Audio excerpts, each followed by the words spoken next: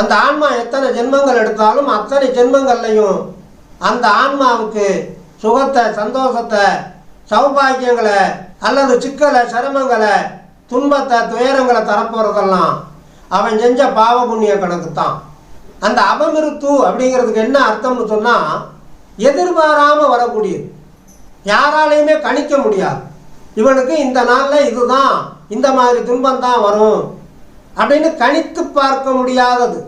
அபமிருத்துனா பேரிடர்னு ஒரு பொருள் கொள்ளலாம். இருந்தந்தாப்பில் வரக்கூடிய துன்பங்கள், அதை இவன் செஞ்ச பூர்வ ஜென்மா கர்மா வினைகள்னால இவனுடைய உடனிருந்தே வரக்கூடிய அந்த பாவம், அந்த பாவத்துக்கு உண்டான பலன் இவனுக்கு இந்த சூரிய தசை, சூரிய புத்தியில் அமையும் அப்படிங்கிற பொருளும் சேதம். அடுத்து 3வது அடியிலையும் தொடர்றாரு பாருங்க. ஆரப்பா அறிவார்கள் பிதா மிருத்யு. பிதான்னு சொன்னால் தகப்பனை குறிக்கும்.